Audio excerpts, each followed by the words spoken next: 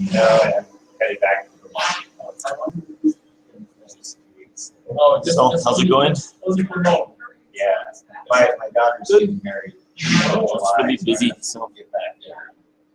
Much work.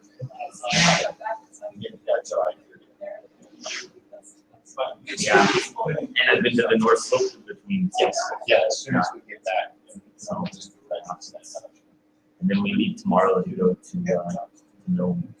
You guys are all, you're all joining?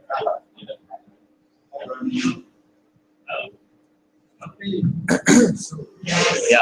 So it's pretty much 2 years, right? 2 years? I don't know. Yeah, let's see. Yeah, I think it was 2 years. Formally 2 years, yeah. Okay, good. I have to say something else. Yeah. So I think, yeah, it's live. See, this is you.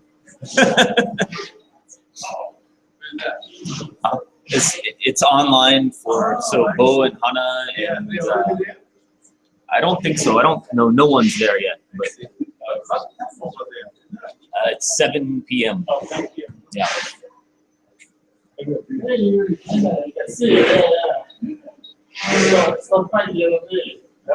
Yeah, you should go. You should go.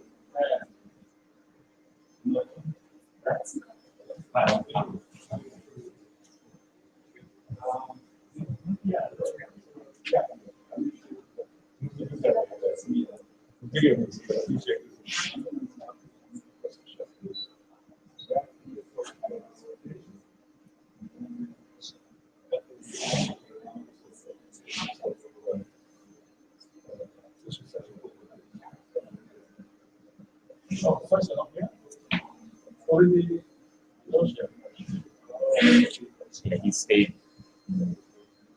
over there.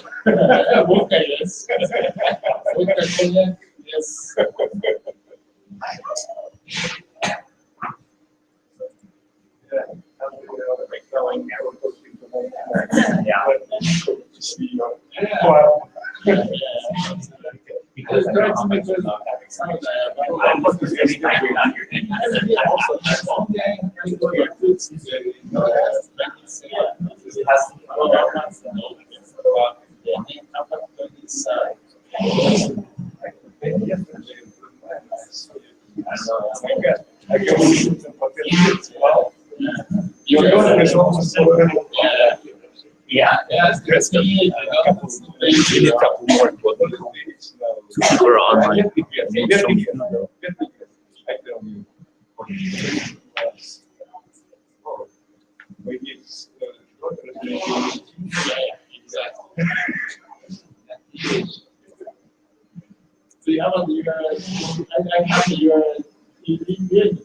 You're back?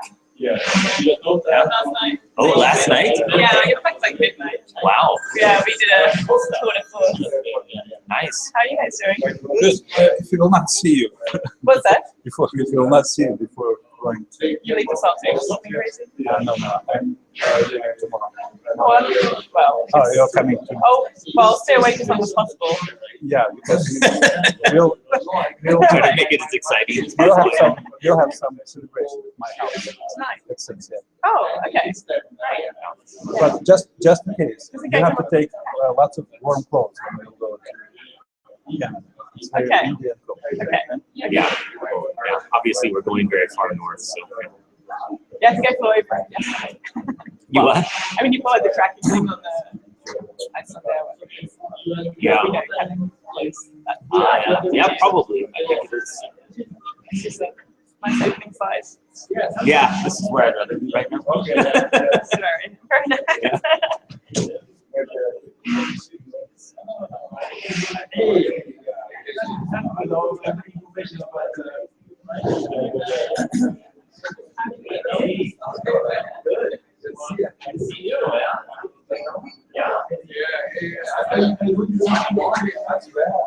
We haven't been there.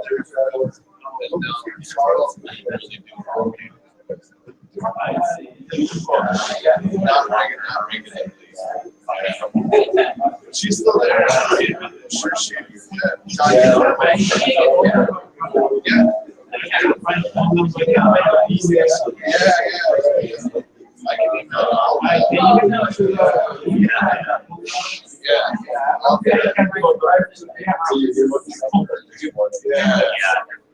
For sure. Absolutely.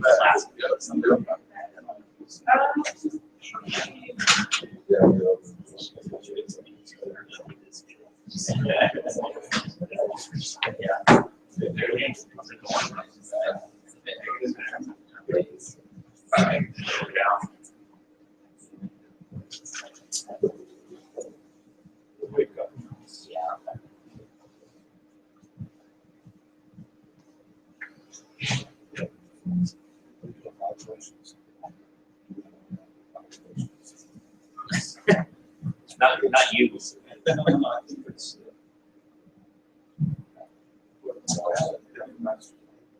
I just have this paperwork.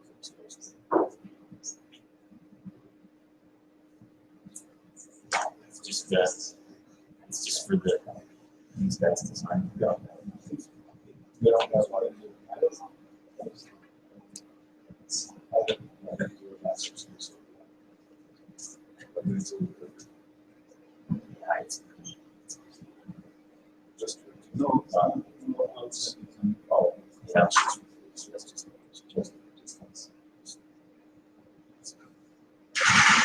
If you guys aren't satisfied, Yeah.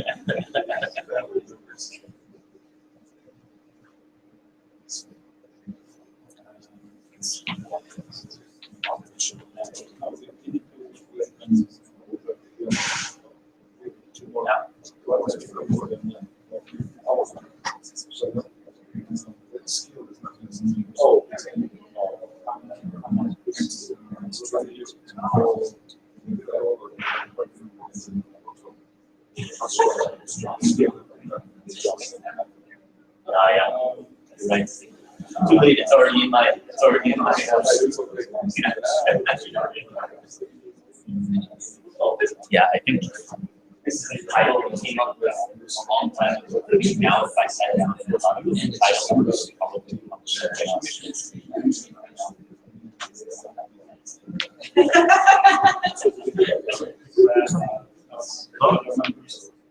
There's 4 people, so it must be. It doesn't show me who's online.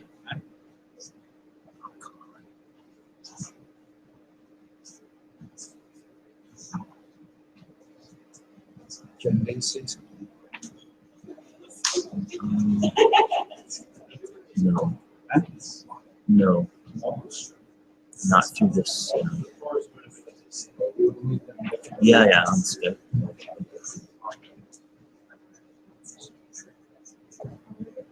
I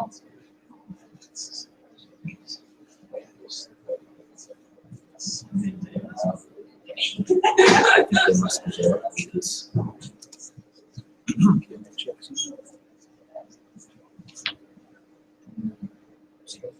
Yeah.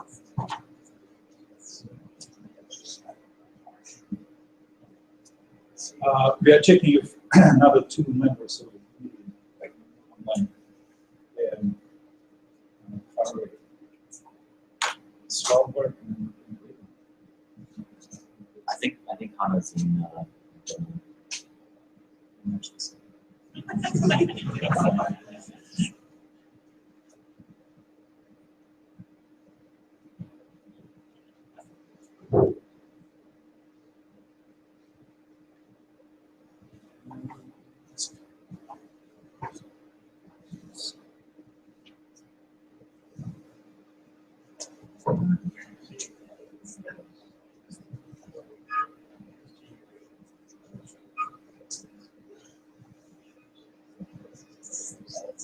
Neither one of them are on Skype. So.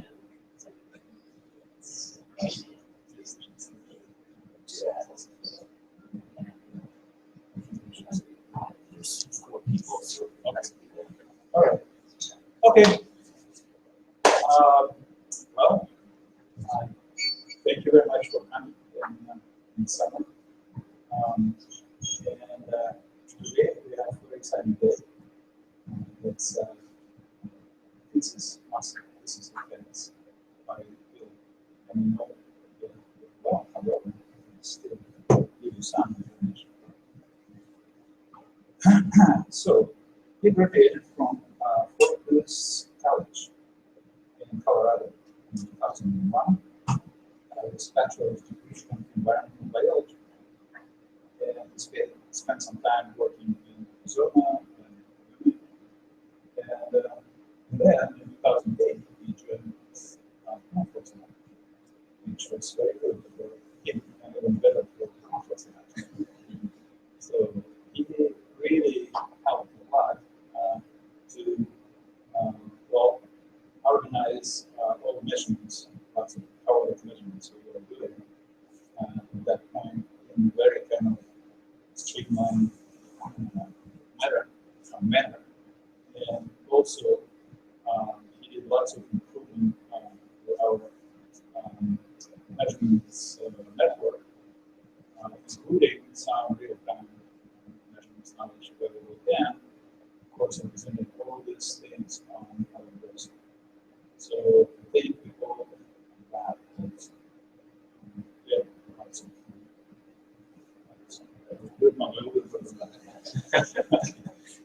so then, well, I always kind of try to convince him to get in the ideology. And well, eventually I convinced him that it makes the master system something like that. Well, I think it was somewhere in ICC when we were, three of us were at last time. Oh yeah, last time. It was last time in ICC. Yeah, must be 79 years ago. When a good idea was proposed by Kenji. How about if Bill became the first graduate student of the University of Arkansas? Well, that's a great idea. And I think that's convinced Bill, the first class kind of job. So anyway, so he is the first and actually number one graduate student of the University of Arkansas. And that's another kind of very interesting achievement. So, what else? I think that's pretty much what I would like to say. Now, on structure, so we will have open presentation, questions from the audience. Hopefully we'll finish it in 1 hour or so. And after that, we will have closed discussion with only members of the Fairbanks of the committee. And after that, we will decide what we decide that Bill is master's degree. So then, in the evening, we'll have another gathering at my house, and I think at some point we'll show the idea and about 6 o'clock. But we'll improve and great. So 6 o'clock, my house will have some celebration. Assuming I pass, otherwise, yeah, there's no celebration. I probably will stop. So you're having a party anyway. So please come. Okay, is that we will be there for about 35 minutes. Is that 35 minutes? Okay, well, we'll see if that helps. Yeah. All right, so I'm going to be talking to everyone today about looking at what the role of different environmental factors have on the regional and local variability in permafrost thermal regime. So I think most people have seen this map before from Jerry Brown, and I think most people know, but just to be clear, permafrost is a subsurface material that remains at or below 0 degrees Celsius for 2 or more years. Often this is up to thousands, tens of thousands. of years. And permafrost occupies about 25 or 24% of the exposed land area in the northern hemisphere. So it's quite a widespread phenomenon. And we can look at the same sort of distribution map. This one's from Tor Jorgensen. For Alaska, you can see that, generally there's sort of a latitudinal gradient, with isolated, sporadic, discontinuous, and then continuous in the northern part of Alaska. But you can see there's lots of little patches of different kinds of permafrost. And also a map of Alaska. This one shows the temperature from many borehole measurements. This comes from the snapshot that was prepared for the International Polar Year. And important to see here, of course we see it, that it's colder in the north and warmer in the south, but we also see lots of areas where you have, here's Fairbanks, we have lots of measurements here. But you see that there's lots of variability in temperature here, just within a very small area. Same for here in western Alaska. So starting to think sort of, what causes this variability? I mean, the climate can't be that different here or here. And then we also have, thanks to Vladimir, a large network of borehole temperature sites transect from the southern part of Alaska to the north. And what we observed is that over the last, let's see, this is almost 40 years now, that the temperature has been more or less steadily increasing, and increasing even more farther north in the colder permafrost.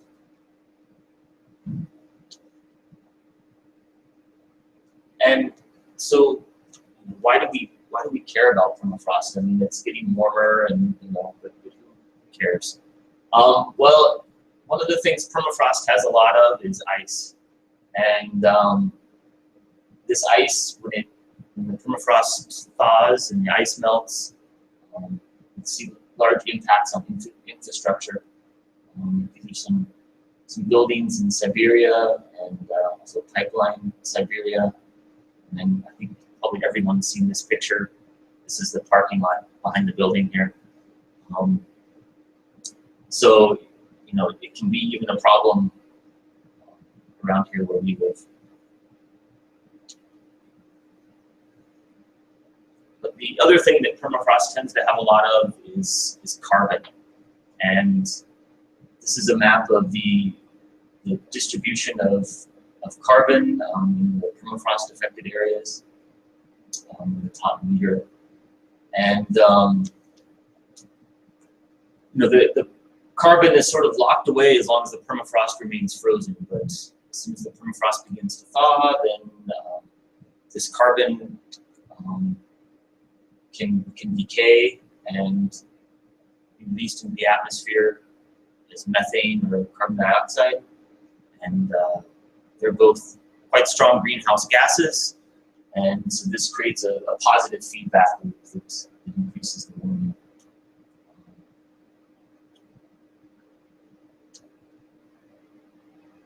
So with those things in mind, we had some objectives.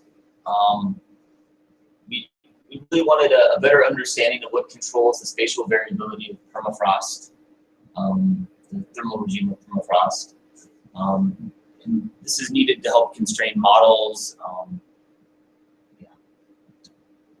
But the problem is that it's not possible to directly remotely sense permafrost. So all of the remote sensing techniques we have can't really look into the ground at all.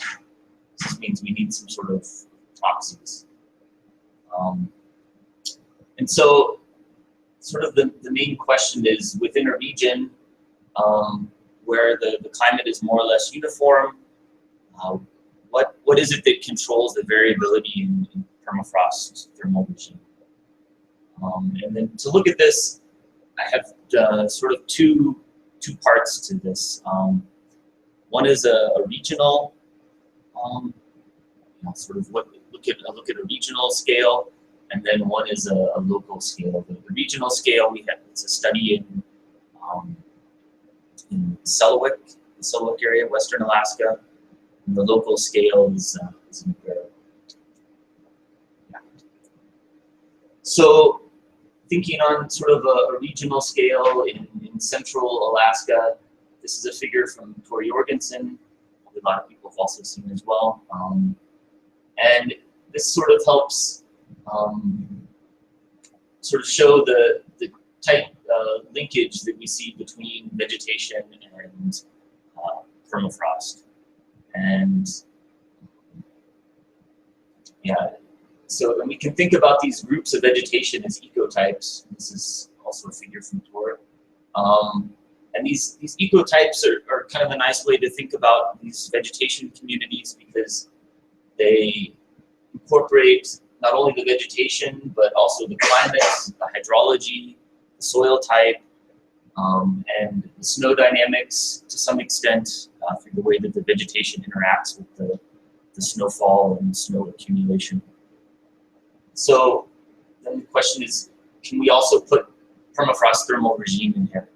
Does that also fit within this ecotype? So to look at this, you first need an ecotype map, and we're lucky that, again, Tor Jorgensen has done a lot of this work. He had already prepared this nice map for the Selawik National Wildlife Refuge. And as you can see, there's many ecotypes. So it's a very detailed map. But there's some more dominant ones, and those are the ones that we'll end up focusing on here.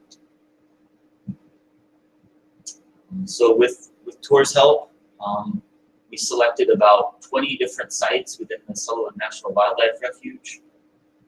We also had a few sites that were outside of the refuge. These were installed in cooperation with the Fish and Wildlife Service that managed the refuge. Unfortunately, a lot of these were damaged by wildlife, but that's a different story. And then also it should point out that the area is relatively flat. This is an elevation map of the refuge, and it also shows we have 3 core sites here, which I'll come back to a little bit later. But yes, it's really a pretty flat area. So we installed 3 core sites, as I mentioned. These core sites measured air temperature, snow depth, and then also a high vertical resolution temperature measurements, so 16 temperature measurements from the surface to 1.5 meters, and then a shallow borehole down to 3 meters as well. Then the distributed sites were simply just 4 temperature measurements from the surface to 1.5 meters. To give you some idea of what the vegetation looks like in this area, the most dominant vegetation group or ecotype is this tussock tundra shrub. Yeah, these tussocks actually have a sort of an interesting, it ends up being the coldest ecotype. And this has a lot to do with the way snowfall accumulates on the surface. As the snow blows across the surface, it tends to fill in the interspaces in between the tussocks, and leaving these tussock heads exposed for longer during the winter. This allows convective cooling to occur for the first part of winter. So this ends up being quite important. Also have upland alder willow tall shrub. This is just an example of some of the bigger shrubs that in the area. Then there's also even upland white spruce. This white spruce, there's quite a thick moss layer on the surface. So looking at this map again, just to point out again, our 3 core sites, and then also the Kotzebue Airport. This is what I'll be using for some long-term temperature data, weather data. So this figure summarizes the air temperature and the snow depth for the first year that we had measurements. And so the top figure here shows the Kotzebue Airport mean monthly, and as well as our 3 core sites. And the first objective here was just to show that there's not a large difference between our core sites and the Kotzebue Airport, and there's actually not any sort of real big gradient in air temperature between our core sites. So we can sort of assume the climate is about the same. And then in terms of snow depth, this dark blue line here is the average snow depth. It's a long-term 30-year average. So you can see that our sites agree pretty well with the Kotzebue Airport, but quite a low and late snowfall in this year. And then additionally, in terms of mean annual air temperature, this was near an average year, maybe a little bit colder, but so the main message here for this first year was that we had near average mean annual air temperature, but below average and late snowfall. So the same figure for the second year. Again, quite a low snowfall, but this time came a little bit closer to the normal time. But it was also quite a bit warmer this year, almost about 3 degrees warmer than the mean annual air temperature. So again, yeah, above average mean annual air temperature, below average snow. So this is an example of some of the temperature data that we collected, and this is from 3 different sites. What the sites are really isn't too important at this point. But the main thing to show, this blue line is the surface temperature. We start here in the summer of the first year, and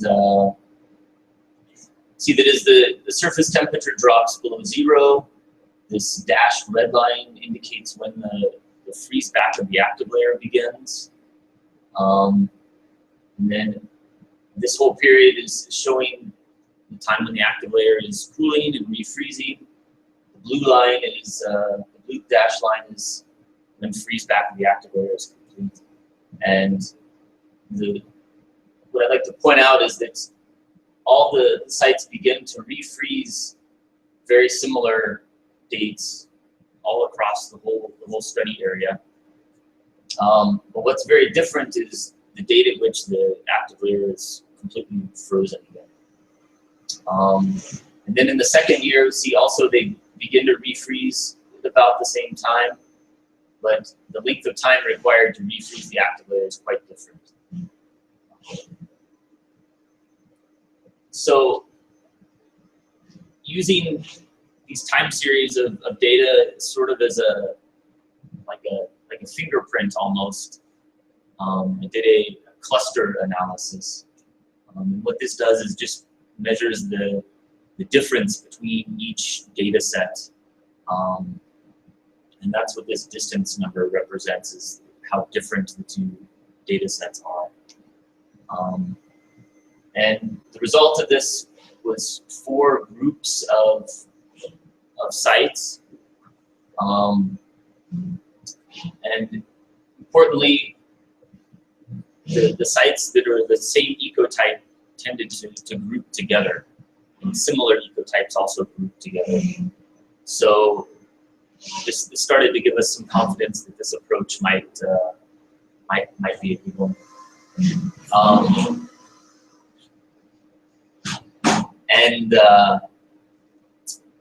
So this group number one. Let's see, I'll start. So here's this same cluster analysis dendrogram, and the sites then have the temperature range. This is represented by the colored bars, and the mean temperature shown with this black square. And you can see that this first group, these are the coldest sites.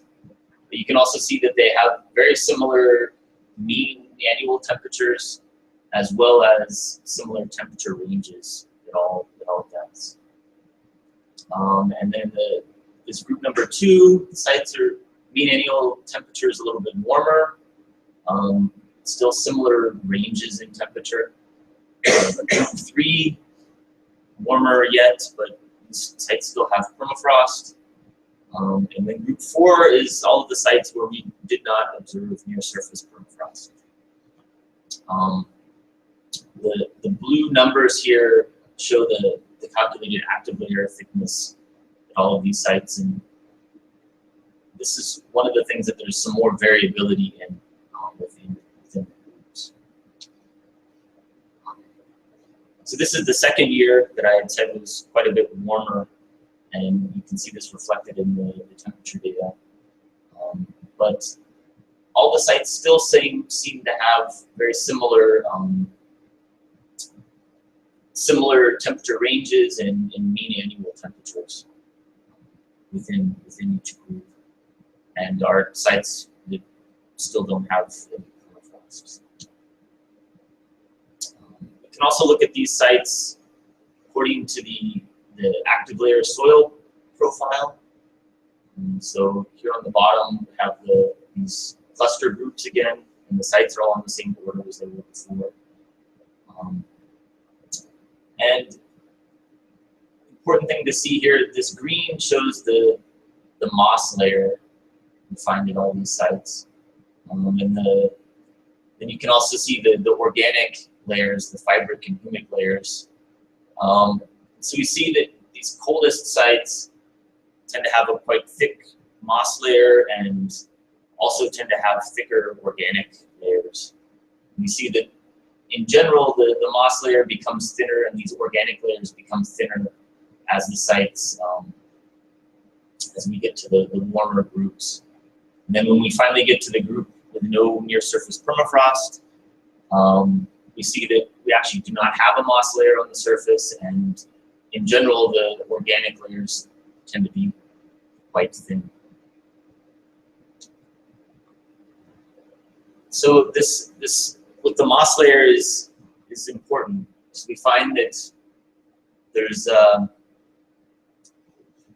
for example, we have two upland white spruce ecotypes. One has a willow forest understory, and one has an ericaceous understory, so a thick moss layer. We find only the site that has the thick moss layer has permafrost. And the reason for the moss layer is actually kind of interesting. Because you might wonder why is there no moss layer here? But it actually has to do with these the deciduous shrubs. When the density is high enough, the leaf litter from these shrubs covers the ground year after year, and this actually prevents the growth of any mosses. We have a similar situation with two alder willow shrublands, and here on the left we also find no moss layer, while here on the right we find a moss layer, but both are willow, alder willow shrub, and the difference is the amount of shrubs and the density. So here on the left, it's a lot denser, more leaf litter. There's just not a chance for the moss to grow on the surface. So using these cluster groups and the ecotype map from TOR, we were able to assign some temperature ranges to each of these cluster groups. And so here's this coldest group. We assigned based on our 2 years of measurements, -4 to -1, the warmer group -2 to -1, -1 to 0, and in dark red here, greater than 0. And so this is sort of just a proof of concept, but it gives you an idea of sort of what the distribution of permafrost temperature might look like in this area. And you know, it's interesting to look at the area around the river here. This is where we tend to find the warmest permafrost, which makes a lot of sense. The areas that have been recently modified by the river, you know, we would expect not to find permafrost there, or maybe to find warmer permafrost there. But then as you move into the terraces above the river, this is where we find a lot of this tussock tundra and the colder permafrost. So a few conclusions from this sort of regional scale. We think that ecotypes can be used for scaling up permafrost thermal regime, at least in areas with uniform climate. Found that this tussock tundra is the coldest ecotype. This is something we've known before as well. And the moss presence and absence is quite important, and it's often an indicator of surface permafrost presence or absence. So what about farther north, somewhere where maybe we have lots of ice wedge polygons, vegetation isn't quite so variable? You know, what controls the variability in this kind of environment? And this is sort of typical for up north. Some high center polygons and ice wedge troughs in between, and some low center polygons, but you know, not much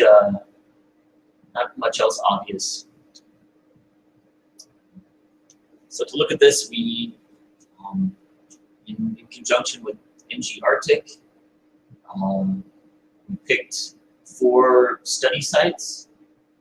Sites A through C are in an area that hasn't been affected by drain lake basin, but site D is within a medium age drain lake basin. So a closer look at this. This is the 4 sites, A through D. Here's this D site that's in the drain lake basin. These black lines show our thermal transects, which I'll talk more about here in a minute. But, you know, within this image, we're only talking about around a meter of elevation change, so pretty flat landscape, but still lots of microtopography.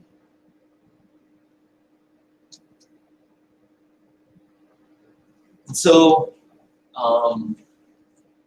now I've sort of reordered these sites in terms of sort of the developmental stages of these ice wedge polygons. So we have, here's this site D in the drain lake basin, sort of the incipient polygon. These are very young ice wedges, not very well developed. You can see there's not a whole lot of microtopography happening here.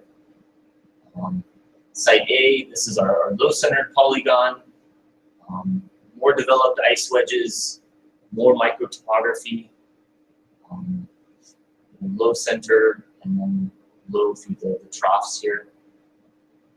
Site C is what I've been calling a walled polygon. It doesn't really matter too much what you call it, I think, but it is in a stage where I think the ice wedges are beginning to degrade. So we have a low center, but even lower lower troughs surrounding the polygon. And then finally, our high center polygon. This has the most degraded ice wedges and the most microtopography. So within each one of these, we established some thermal transects. These are the red dots and the lines. Each one of these dots has a temperature probe that goes from the surface to a meter, and we are making 16 temperature measurements at each one of these probes. So that means from this transect that goes from the center through the trough of each polygon, we have a total of about 80 temperature measurements for each polygon. We're also making snow depth measurements and a full suite of micrometeorological measurements as well. So to give you an idea of some of what the data kind of looks like from these sites, now we have so much data we can't just plot lines in time series. It's way too much to look at. So these are mean annual temperatures represented as a two-dimensional cross-section through this transect that I mentioned. These black dots show each spot where the temperature measurement was made, and then I've simply done a linear interpolation between the points to give an idea of what the two-dimensional temperature field looks like. This red line is the mean, or the active layer depth for this year. And this bar here shows snow depth. So some of these we had actually 3 snow depth measurements for the year. And important to see with the snow depth is that it tends to be sort of flat. It doesn't follow the topography. So during the winter, the wind blows a lot in this area. It fills in all of the low spots, and that'll become important later. You can also see we have quite a bit of variability in the mean annual temperature between different positions on the ice wedge polygon. So, but to look at this, the first thing I did is I made some animations. So this is the same kind of figure for the wall polygon, but this is made with daily mean temperatures. Yeah. So starting in January, going through the winter, you can see it's quite cold. You can watch the snow move up and down, but it stays more or less flat. Snow begins to melt.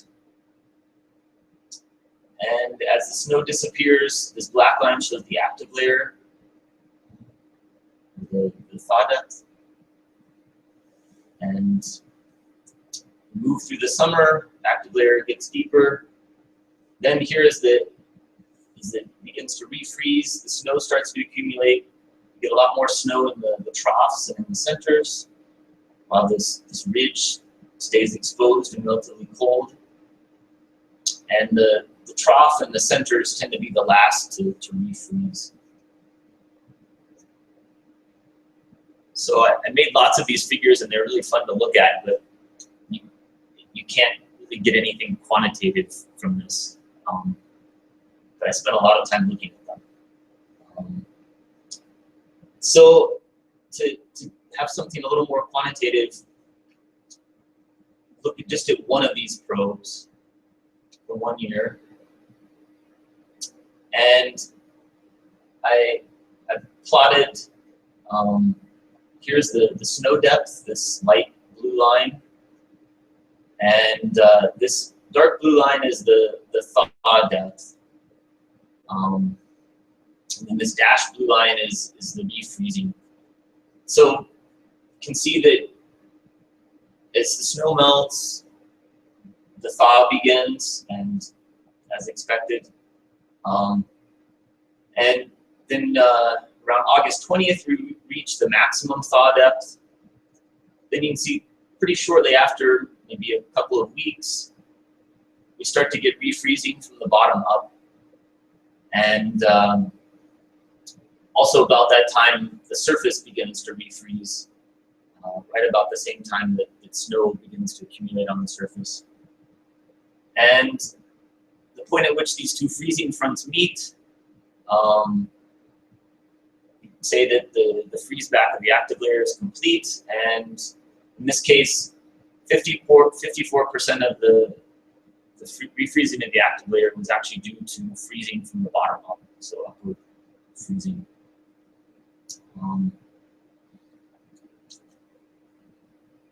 So to give an example of how different these dynamics can be for different positions, different polygon positions, these are just three sort of examples that show the extremes.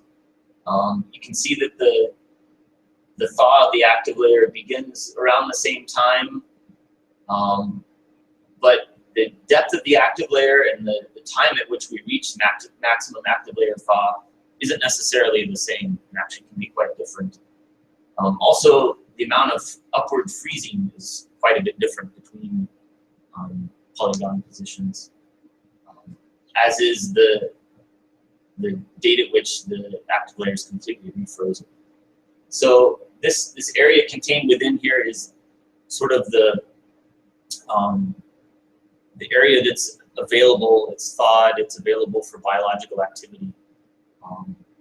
So it's important to really understand this, the different parameters that describe this. So one of the things that I mentioned was upward freezing. And this figure shows the upward freezing percent as a function of mean annual ground temperature at 1 meter during freeze back. So this is just simply how cold the ground is during this freeze back period, how cold the permafrost is. And found that it can be described quite well by looking at the temperature, but also the amount of snow during this period. So the size of these symbols represents how much snow is on the ground, these different positions. And that's part of the reason there's a reduced set of samples here, because we didn't have snow depth everywhere. But you can see that in the troughs of the high center polygon, so this is the sort of the most microtopography change, we have the most snow. This is also where we see the most amount of upward freezing. And in fact, in all of the troughs, we tend to see quite high amounts of upward freezing. Whereas on the ridges, we see the lowest amount of upward freezing. This would be the area that has very lowest snow accumulation. It would also be very dry. But also important here is wetness. So now the size of the symbols represents the wetness at each one of these points. And we find that as it becomes wetter, we also tend to get more upward freezing.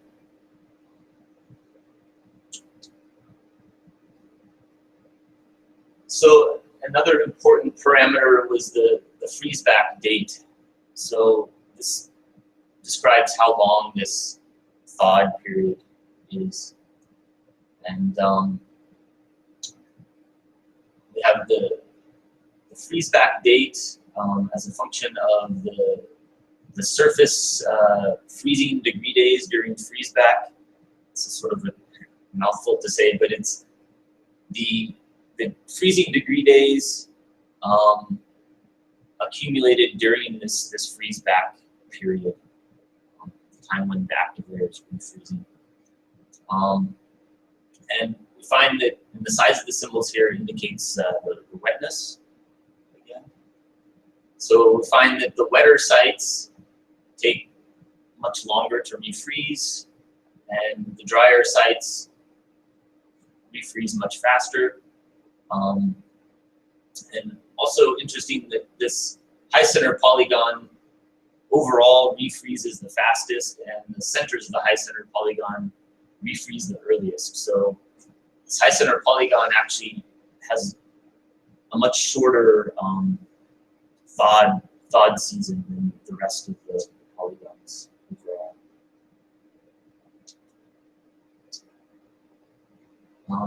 We also found something interesting. If we add to these figures some arrows that show the direction and magnitude of the temperature gradient. So there's an animation here, but I'll describe this first. We see that right at about the time that it's refreezing in the center and in the trough, we get a temperature gradient that becomes more horizontal. The rest of the year, the temperature gradient is very vertical. During this short period, you see a horizontal temperature gradient. Start the animation. So here we are starting right during refreeze. You can see this is our unfrozen area here. Lots of snow in the trough. And as it begins to refreeze, we have a big temperature gradient and more horizontal temperature gradient. And then quickly back to just a vertical gradient.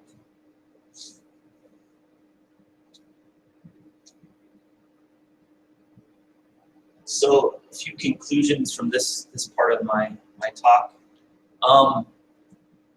We find that microtopographic relief tends to drive changes in variation in hydrology and snow distribution and vegetation, and that these things lead to variation in the permafrost thermal regime in these landscapes. But also that these degrading ice wedges create more topographic relief. And this is important because it tends to lead to drier conditions because we have better drainage through the troughs. It also leads to a more skewed snow distribution. So these deeper troughs accumulate more snow, leaving the adjacent centers with very thin snow cover. And these things enhance the upward freezing in the troughs. And we see an earlier freeze up and a shorter thawed season, as well as a thinner active layer at these sites. And all of these things combined might have sort of a stabilizing effect on these high center polygons, of course, depending on the rate of continued warming. And this, important implications for this permafrost carbon feedback that I mentioned before. So with that, I have a few acknowledgements. Some very helpful co-authors, Vladimir, Tor, Bob Busey, my advisor, my committee, some of which are here in the room, some of which hopefully are still online. And the Selkirk National Wildlife Refuge, they helped a lot with the logistics for the study out there. And also my friends, family, and especially my wife.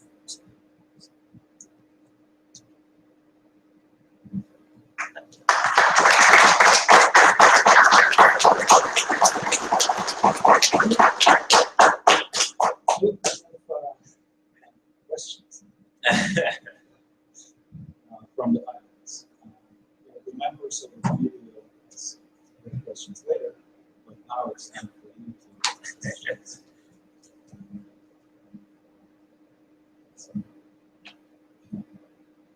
Interesting.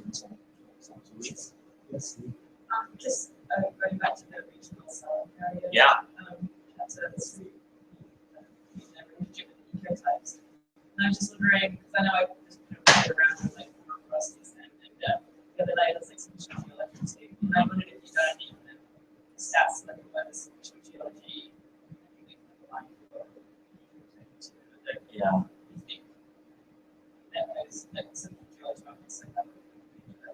I think it's important, but I think it tends to get grouped in with the ecotypes.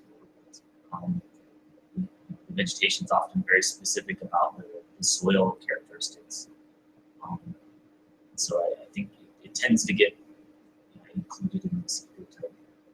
So in a way, you think maybe the spatial geology would actually try to make ecotypes?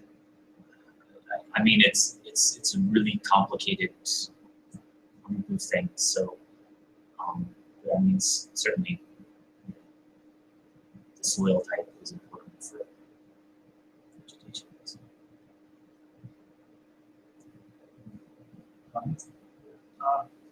Temperature that if you took it up a stack and compare it back. You know, I didn't really compare. Yeah, I didn't really compare. But Just visually, I noticed that this little amount. yeah, That's why. it's a good idea.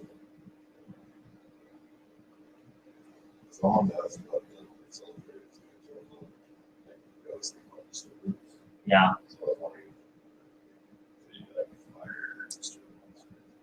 Yeah, so we had a couple of sites that had been burned.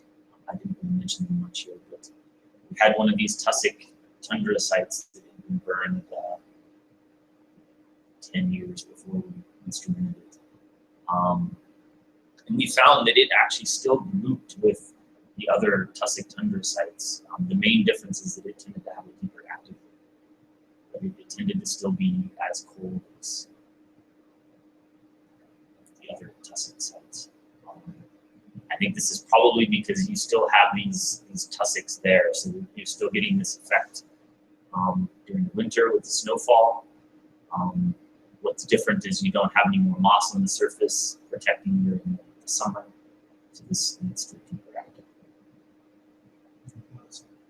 Yeah, we also had another site, an upland, it's a spruce site that had been burned. And this was all, it turned into a grassland, and this actually ended in we lost the permafrost in this area. So definitely changing these communities due to fire can lead to changes in frost.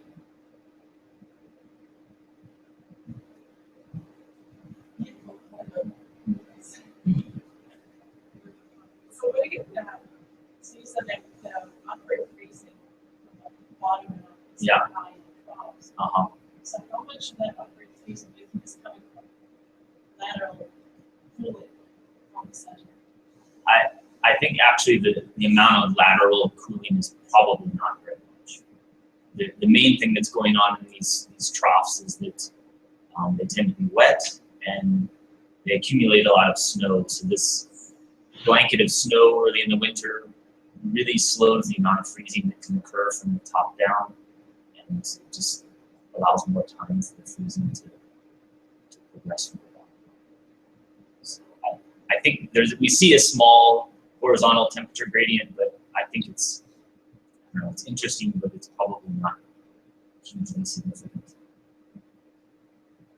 So I think for this, on your percent of icon for these showing how much you also have a little longer. Yeah. Yeah. It's the reverse. Yeah, I mean it's possible. Yeah, that's a good point. Yeah, that would be all year. This is just a very short time period. Average thing bison polygons. I think that the high center polygons are colder. It's a little bit hard to sort of spatially distribute the temperature measurements we have, but what we see is that the centers of the high center polygon are the coldest, which makes sense because they have very thin snow cover throughout the winter, and so this is a very large surface. So I think that they're actually the coldest polygons. Finally, also have the shallowest active layer because they're drier. So through, but ultimately there is some sort of balance for drop size. Yeah. So is there like a phase when you think of the transition, those center, where size drops, where that really is important? I mean, yeah, certainly the size and how deep the trough is, and this is what's catching all of the snow. So as soon as it's not big enough to catch all the snow, or maybe the snowfall increases, then the effectiveness would sort of decrease. But I'm not sure about any sort of thresholds size.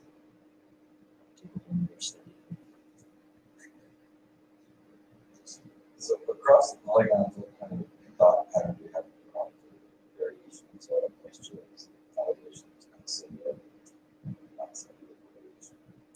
I mean, yeah, so the variation in soil moisture is mostly driven by this microtopography. Overall, these sites are quite saturated. It's often the difference between like standing water and field capacity or something. They're pretty wet, but in high center polygons, they tend to be drier. But some of them a little bit wetter. Yeah. So.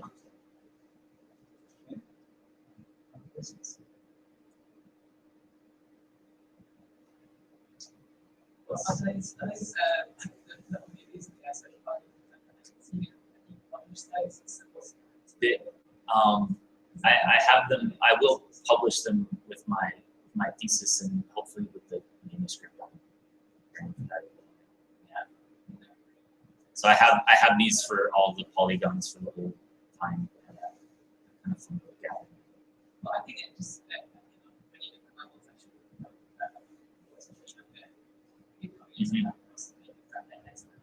Yeah.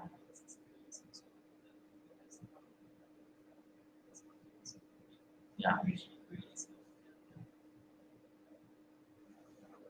Yeah, and you mentioned that the first part actually was, run through one Yeah. review. In the cryosphere, so the celluloic portions should be published here hopefully soon. Any other questions? So, no, thank you very much.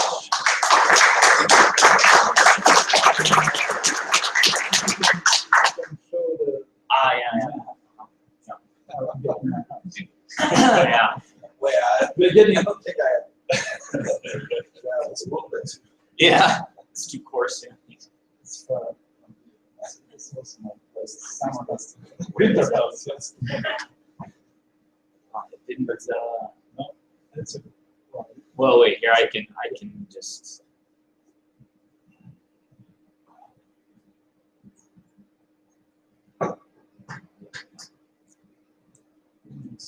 So I can give you the. I think just few people know. This is on Gold Street. Penrose. Penrose, it's just after Balaka, here. So Yeah. Lane, yeah.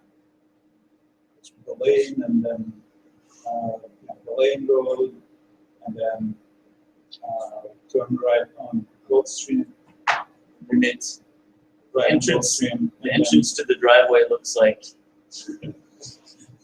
Because it's actually a little bit confusing. Yeah, it's small driveway. Yeah, I think it's. I don't know where it's going, but just continue to drive. Yeah, we need to go back down the road. We've come too far. It's very confusing. They all look like this. We're just parsing. That's it. Yeah, just show the map. Yeah. Yeah, so map is, so the lane, Balaka, turn right on Gold Street. On the left, there will be a church, very other indications. And then right after, it's actually it's not Orthodox church. It's only the church in this area. And then after that, left this Penrose Lane, and on the left, the first driveway, you need to turn the second one on to the left. Second one to the left. It's a long driveway. You don't see house, but just drive. That's what you need. Just about fine out. Yeah, but and then kind of this house, and you can park them there, except for the try not to park those on the things.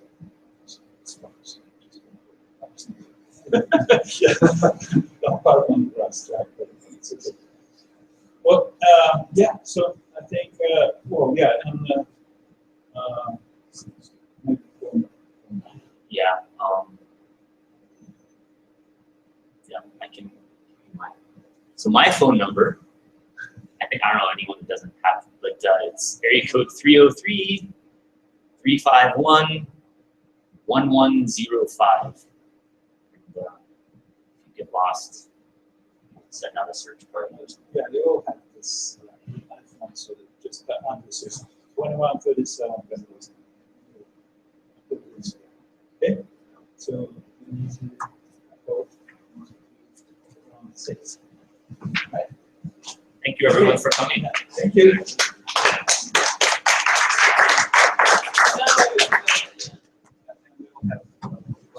Thank you.